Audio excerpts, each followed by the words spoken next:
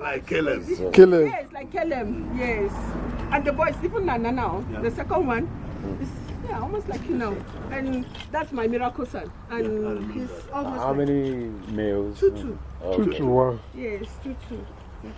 Is there something you want them to know that you're not telling them about? They have part of the business. Oh, I was telling you Come now. Come closer, don't capture them. I was telling him just now how I lost about 4,000 chickens one time. Wow, 4,000. Yes, when I went to train in Mozambique, I spent the weekend and I missed the farm. Wow. So ordinarily, biosecurity says when you come, change, go home, clean up what you were wearing from another farm because of flu, different kind of diseases. I just drove straight to that house, played with my babies, went home. 2 days later, they started dropping them. Wow. I would come out, pick 200, 300, 400. Wow. You mean that was picked up from another farm? Another country, even. In that country. So how is that possible? Yeah, my biosecurity at that time, I did not just think. I also explained to him just now. Once you do this, people that you don't let people into your chicken coop. Because broilers mostly, those soft chickens are very sensitive. Very sensitive. So any small thing can be triggered. Just if you go there and sneeze and you leave, 99% chance that they'll start sneezing tomorrow. That's how sensitive they are. So is that how the bird flu goes? Yes, that's how the bird flu goes. Bird flu is more like an endemic. It doesn't go. It's there. Just waiting. It's just there. The bird flu, there's something we call the Newcastle disease, there's something we call the Gomboro disease. These three are there. So if you don't take care of your biosecurity by disinfecting, taking care of the houses, making sure that before you go, there's something we call foot bath, you clean your feet so that you step. Sometimes you have to dust yourself depending on where you are. If you don't, you're putting your birds at risk. Broilers are genetically modified to grow within 6 weeks so that you can eat them. Which makes them we call them agric. Which makes them very, very sensitive to anything. The layers are more like they took samples. They're also genetic, they're genetically modified. They took samples of our indigenous chickens to put together, but those ones are still stronger compared to the broilers. So the broilers, if you do broilers, you're careful. Just like you showed her, mommy hasn't been here for almost 2 years. Dad hasn't been here, the same thing. If the one chicken is slaughtered, I go and drop for them, or they come to the house to take it. And it's not because I don't want them to. It's because it is his business. And for the sake of biosecurity, let me know what the problem is. The problem is encounter one, yes. But the challenges are high. But you have to love it. If you don't love what you're doing, then you will give up quickly. Can you say that again? If you don't love what you have to love it. Especially what you're doing. Yes, you have to love what. That must be a passion. I have a training. I have a training coming up in 2 weeks' time, and they keep asking me, "What do I come with?" I say, "Come with passion and yourself. If you don't have passion for it, I will not take your money." You know, as a pastor, that is what I tell people. Yes, sir. You don't necessarily go into ministry because you want money. You have to have passion to see people growing. Yes. Because some people go there because of the money. And they do all manner of funny things in ministry. Yes. Because they want chelete. And that's when they miss it. Yes. And you fail. Yes. It's the same thing with everything you do. Passion. Even if you work in the office, if you don't love it, you get tired, you get bored, before you know it, you are gone. So if you don't have passion for anything you do, then you realize that you're just wasting your time. So for this, it's a calling, it's a passion. It's a calling. At the end of the day, this is what I'm supposed to be doing. Anointing for the marketplace. Yes, sir. Yes, I'm so glad you came. Now I told you to come and touch my gates. It took me not to use the first gate. It should be the second one. Yes. The first gate is cattle and goats. It's still part of the... Yes, so we do goats, cattle. We have lots. We have over 150 cows. Cows. But started with? We started with just a few, and start generating. We buy auctions. I treat the sick ones. Then those go out. Every day they go out. Do they have a special, like treatment? Yes, every one of them have their vitamins that you have to give them. I've got a maternity there. where they give birth, and I make a small feedlot. But what about, okay, you based into farm too, like growing up crops and all that? I do a little bit of vegetable production, yes. Okay. I'm diversified, if you may call it like that. Maybe that's what they call a commercial. No. Not commercial. Small scale. I'm not even commercial. Subsistence for yes. now. If you hear commercial, they do 60,000 at a site. Wow. Are you I'm serious? still sticking with 5. So I'm still a small scale. Yeah. Yes, they call us the small scale. Yeah, Subsistence, yes. So, but commercial. I was Val is seeing me there. That acre. Oh, my retirement's there. I'll build that nice small house. big houses there. I'll be retired that side. It's a very nice area too. It is. Wow, yeah, Val is nice. Val is very, very nice. The reason I spend a lot of time here is also cool. You see, you don't see a lot of noise, you don't see a lot of people. I was here as early as 6 o'clock. I did some deliveries. Then we were going in and out and having some upcoming farmers coming to see me, talk to me, and those who want to buy. I always encourage them to come to the farm. Okay. Yes, sir. I just asked you a question. What was the most difficult section you encountered with the most difficult? Yeah. If you talk about challenge, it's funding. Funding. That's it, because we used my payouts, we used savings, we didn't pay school fees for 6 months, put everything together just to start it. So normally the main thing is just it's capital to start it with. So we knew that's the biggest challenge. Okay, what would you tell somebody out there who like that have passion for this, but doesn't really have much capital? Yes. But they have the land? Yes. What do you expect? Start from what you have. Start from what you have. Yes, it doesn't. We have standard houses, we have standard building that a cook will look like. Yeah. Have it in mind that that's the standard. Yeah. But then you have something to start with. Yeah. Start with what you have. I've got clients who started with their garage in their house. Yeah. I've got clients who started with the outside room in their house. I've got clients who started inside their room, inside the main house. Yeah. There's a room empty. They started with building there. And slowly they phased out from there, they started building. But start with what you have and be disciplined. Be disciplined, especially with money. Don't wait for the money to come now. Don't say because you're looking at it, you want the money now. I did everything that came, we just put it back. Everything that came. At a point, people were thinking these people are wasting their time. Look at how tattered they're looking. So the thing is, be disciplined. Not have a focus, have a direction. Then just even when she talked about being tattered, she was looking glorious. But it goes down. It boils down to that. Yes, it boils down to be disciplined. Yeah. Don't waste money. Don't say because okay, by the time you are done selling, you grow them, you sell them, you have more or less 25% profit on top if you do it well. You still have the profit and the capital. Just put it there. Don't say because it's 25% and let me go and no. Put it there. Then do it for a while.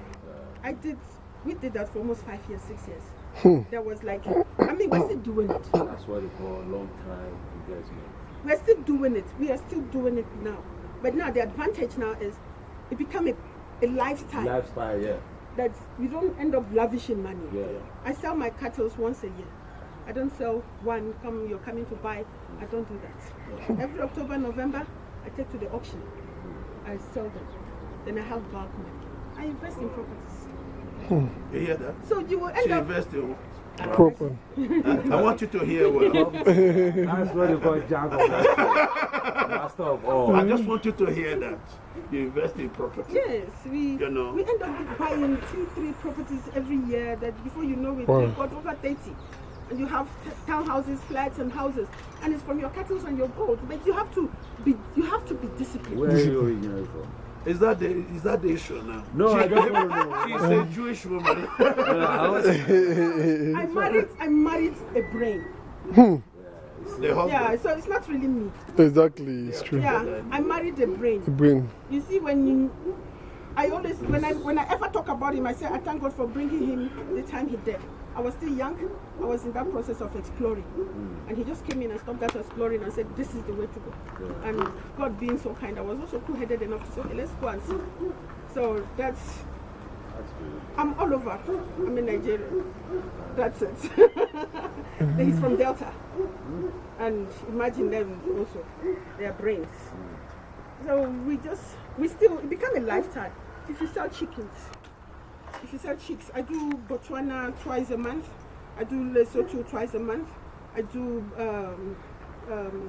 Swaziland. And when you are doing that, so what has been your challenges towards this COVID pandemic? Can I tell the truth? Yeah. No challenges. Still No, it was even better.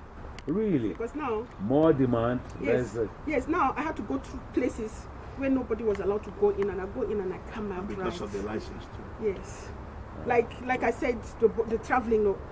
Because indirectly now the demand is high because people need more of what you're doing. And a lot of people were stopped. You see, that's the thing. A lot of farmers also. Yes, I could cross the border, any border, just with my back. And people are not allowed to cross with tobacco, only with a truck. Okay. But me, I'm essential also. I'm registered. I've got all the essential license and permits that will take me anywhere, especially in the SADC. You hear that? So that gives me opportunity now. The COVID period, me and my husband were traveling. I would fill up and cover with 60 boxes and I'll cover them. That's 6,000 chicks. Yeah. And I'll just go across the border. What we do is just go inside the border, we just drop there, the person pick, the stamp us in and out, and leave. So I travel to all these places, I come back the same day. So for the COVID, I can tell you, no challenge. The demand was there, and they created an opportunity, and we just go there. Me, I go there and talk, and sometimes I even cry. And they open. And so all the immigration bosses that are now, I'll go there and start wailing for them, say, I won't have to feed my children. They're letting my secrets too. But the COVID has been, a lot of people cried. Yeah. But no, not for me. God has been great, not for me. Any other question for now? No question. And I think I answered a lot of your questions. A lot. It's a blessing in disguise. Blessing in disguise. Sure. It's a blessing in disguise. Like I got all the, the motivation because I usually watch her on Facebook. Yeah. And I told her that when I met her now, I felt like I felt like I know her. I'm in the business that she's in, but relatively new. Please, before you go on, what's your name? Letabo. Letabo. And where are you based? Original from Rustenburg, but I'm based in Johannesburg. Johannesburg. Yeah. Say what you were saying. No, I'm saying I watch her on Facebook, and you know. Can you reduce the so that we Sorry. He's a motivator. Yeah, no. The first time I came into contact with her, I was looking at, what's that?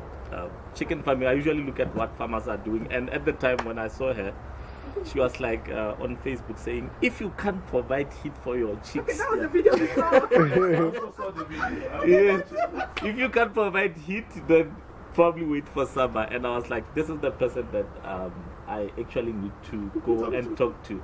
And today I tried coming yesterday. Yes, I said no, I was tired. She was tired, and I was like, tomorrow I'm definitely going to see her. And you know, most of people think this is a male-dominated industry. Yes, I was telling her that my sisters are not. They don't even think about going into agriculture and saying an influential woman doing such a thing. I was like, I definitely need to go see her, sit down with her, and exchange ideas. And it hasn't been an exchange; it has been just more information to me. It hasn't been. My plan is to learn from her as much as possible. This industry is quite big, but the thing is, the thing is that it's fragmented.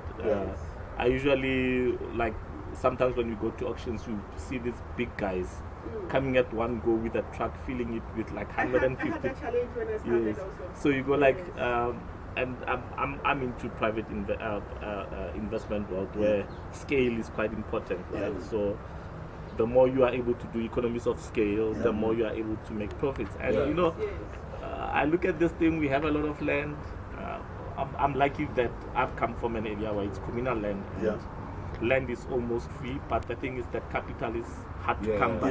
So you try to sort of like balance the two and go like, I need information, I need to learn, so that I can make this maximize what you have. To maximize what till they give you more. Yeah, I told them that when I started after my mother passed away, I just wanted something to keep me busy.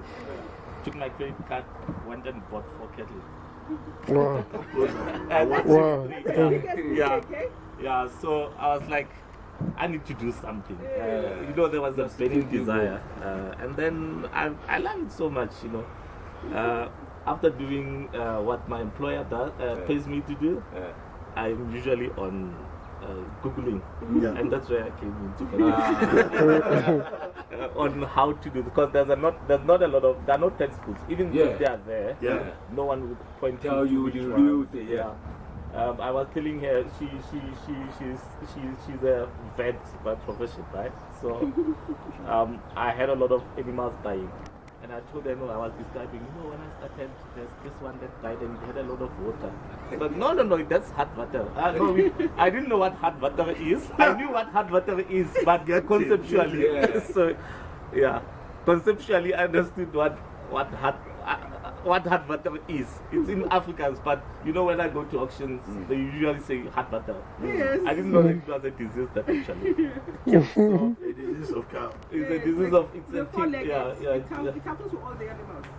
So, you know, it's like a blessing. And today, just when I thought like our conversation was done, I came in, and then, you know, more information. We're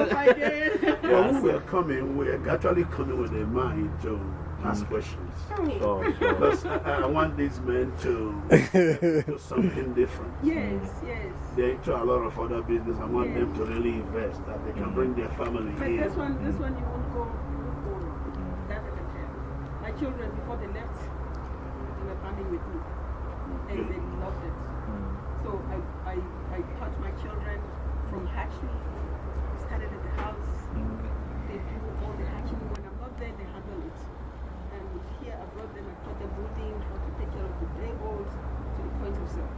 So if it's something you want to go into, you will not go wrong. At the end of the day, it still boils down to management. If you know your stories, you're good to go. I do trainings here every 2 weeks. And you normally say that often? Yes, and it's full. And I have 30, 40 people, aspiring farmers, small skills, who are already doing and who just started. They come in here, they start again. And once they leave, and even if you don't have an idea, my training, when I teach you, just like I talk to you, that's how I train. Give you a concrete idea. Especially my own experience. I have manuals that have been approved as a standard procedure, standard operating procedures. I have those. That's what I use, and it's just from experience of a small scale farmer, not from a very large or commercial. Because most of the books you see, they're for the commercial. So the things that work for commercial will not work for you if you have thousands. And I've experienced this as well. I tried downloading stuff from the internet. You don't understand what they're saying. Because even when you talk about diseases, cattle diseases, you don't even know what, like I'm telling you now, I didn't know what water is a disease. So, and most of the people that I come across, they hoard information. We do. Yeah, they hoard information because just to prevent their own level of use, not to expose their own level of use. It's restricted. I feel that is wrong. It's wrong. I feel that I've got to that point where in life I feel like when you hurt it, it will be taken away. Maybe, you know, some people are like, you know, some are selfish or self-centered sometimes. It's business. Maybe they don't want, some don't want to give you the business secrets. So, for example, I was talking to somebody like a week ago. He's got contacts to sell his cattle to Karan beef. Karan beef is the biggest. Billions. like 5 billion if I'm Yeah, not they wrong. have the main He's boss got there. contacts, but he wouldn't share. But the thing That's is, the problem. the pie is big enough for everyone, but it's just that they are gatekeepers for every industry. Yeah, but the market is big. And you have people like this Yeah, who are willing to assist. Now, of course, as long as you come and buy your day-old chicks from No. It's okay.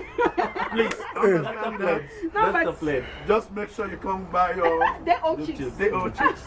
But if you look at it at the end of the day, it's you grow, I grow. Yeah. We have people like the block button on the phone is cheap. Before you do that, tell us more about day-old chicks. Okay, day-old chicks. Have you seen? Okay, let's go back to our village. Okay. When our chickens are growing and they start laying eggs, they prepare a place, a nest, and they drop the eggs there. Then they sit on it for some time. And in the process of sitting on it, you see that they're turning it with their beak. And they sit again. After some time, you see they go out, they come back, they sit. What science did now was science made it easy for you to do it in a large scale. Yeah. Instead of those sitting now it takes for the chicken there to lay the eggs, cover it, hatch it. It takes about 7 days to lay the eggs, 18 days to sit on the eggs, 3 days to hatch. Wow. So ordinarily, let's keep aside the 7 days of hatching. It takes 21 days to hatch. So now hatching comes. This is where hatching comes in. They build a machine that operates exactly the same way that thing operates. Yes.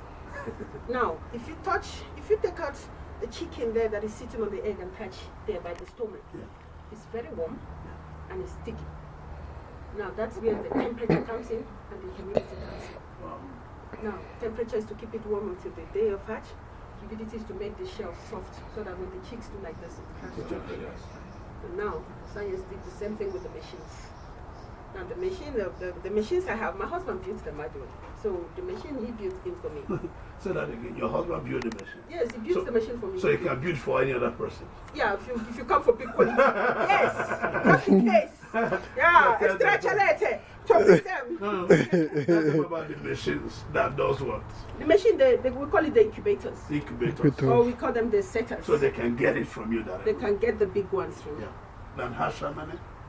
From 5,000 upwards. Wow.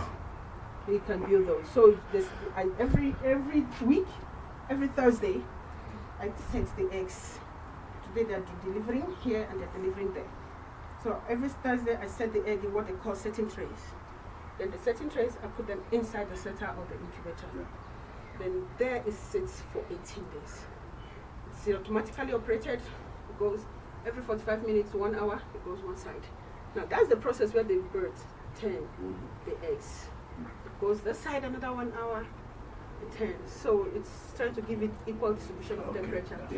Then inside the incubator, you have a spray machine that sprays water into the air. What is your humidity? Is the amount of air, the amount of water in your air. There's another bucket, not a bucket, it's a container of water that will be the farm that assumes. How are you, Linda? Sure. It's a daughter of one of the workers. So the water exhumes from there. So you have a lot of water in your atmosphere. So it stays there for 18 days. On the 18th day, I pull them out. I have another big one there. Now it's called the hatcher. I take from there to the hatcher for 3 days. After 3 days, you see, when you put on the light, you just see small creatures go. It's such a lovely crate. So it's a lovely sight. Every time I do this every week, and every week it's a new experience.